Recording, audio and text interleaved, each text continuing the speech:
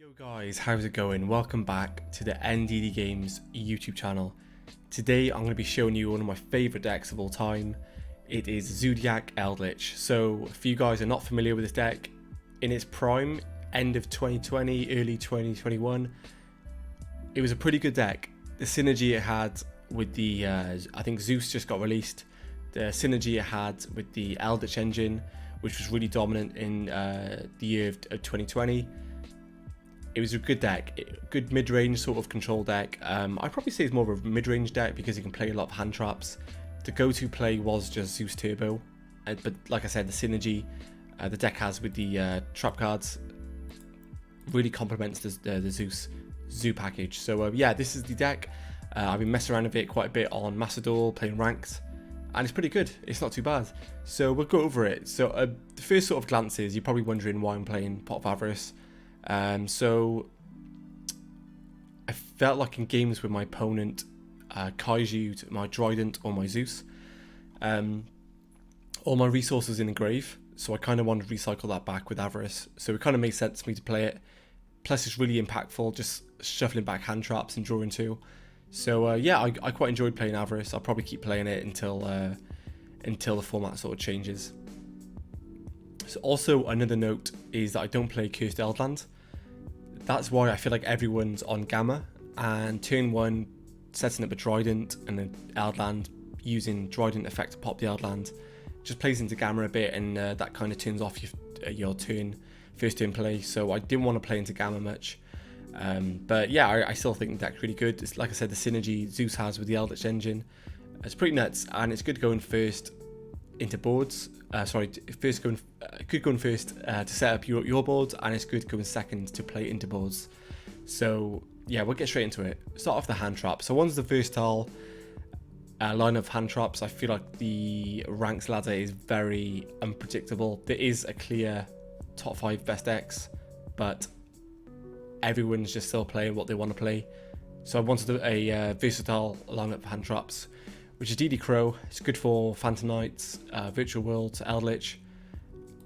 The Effect Veiler. We also play Effect Veiler because of the Celine package, but I like it in general for stopping Zolkin. It can hit normal summons like Tour Guide. So yeah, it comes up. Maxi, of course. I finally invested in Maxis in this game. I was holding off for so long because I didn't know what was happening with the ban list. From the leaks of the new ban list, I'm not sure if you guys seen, but apparently they're going to ban VFD and Trident. Apparently that's leaked, so I don't know whether it's going to be true. I've got a feeling they're going to keep Maxi in the game, so I thought I'd bite the bullet and just spend the ultra rare credits on it. So yeah, really impactful card. Stops turns. Ash, of course, stops Maxi, and just generically really good. And then 2 Nibiru, because going Maxi into Nibiru is absolutely busted.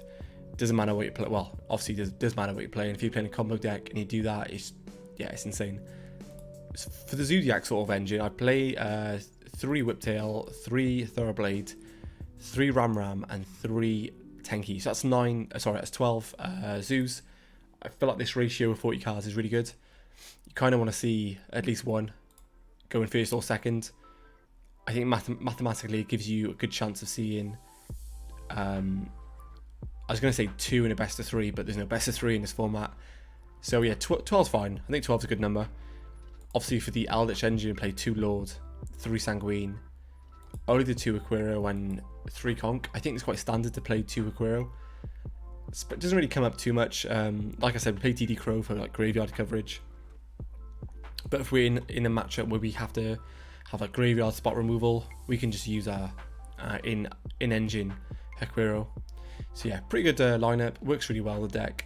And then 2 Avarice, like I explained, just really good to shuffle back your Trident Zeus and just draw 2. Especially if if you have loads of hand traps in grave, you can just shuffle back your hand traps, draw 2, which is pretty good. One thing to note, I'm not sure if you guys are aware, for tips for newer players, Avarice states that you shuffle back the monsters, and then you have to shuffle back all 5 into the deck to draw 2. So if they DD Crow 1, Avarice fizzles. So that's just a FYI. Obviously through Tenki, 2 Cold, it's absolutely broken. This card is like literally insane. 2 Droplet. This card is really insane in the deck. I really want up this to 3. and potentially play 41, but I think 2 is fine at the moment. The reason why it's so good is you can literally just send like a dead Tenki or send an Eldlich Engine for the negate, and it can just be insane going second as well, especially in this deck. Go in second, droplet out with like 3 monsters, and then normal summon a Zoo, attack directly with Borbo, make it like a 4 or 6 material Zeus is just pretty good. So yeah, droplets is really good in this deck, and then obviously the Eldritch traps, which you mentioned earlier. For the extra deck, it's really standard. I don't think anyone's much is too different from like back in the day, but I'll go over it anyway. So Tiger Mortar, really good for shuffling materials. So if you want to reborn a Dryden with a Shakanine, you can give the Dryden material Tiger Mortar. If you guys aren't familiar with the combos, let me know in the comments, I'll explain them all there.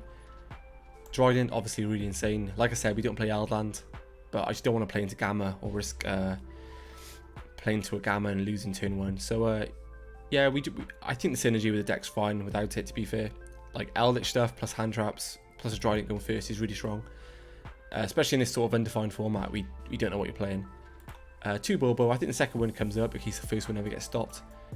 So it's unfortunate Zeus at 1. Well, I say it's unfortunate, it's probably fair it's at 1. But yeah, just in case the first one gets stopped, you have the option to make a second one on the follow-up turn. The Hammer Kong, which allows us to make the 6 material Zeus, 2 Shakanine, 1 Vespinato, really good card. If you're out of options and you don't have Avarice, this is not a bad card to sit on. Does damage and gives you back a monster when it's destroyed. Lake Spider, it's good to get rid of tokens. Say if you're playing Dino, etc., you can just get rid of the token. But yeah, also you can put your Eldritch stuff in grave as well, which comes up. Halki Firebrax as well, good for the Celine combo. And then I wanted a Floodgate sort of out, so I played Phoenix, which comes up now and then. But yeah, the Hulk package is really strong in this deck because you can just still normal summon this over.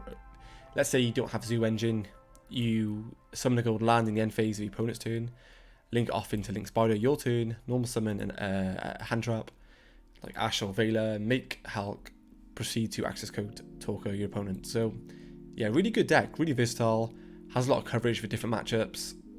The Eldritch Engine gives this deck sort of in-engine sort of outs to things, like Floodgate outs with Conquistador, etc. So yeah, really cool deck, one of my favourite decks from back in the day.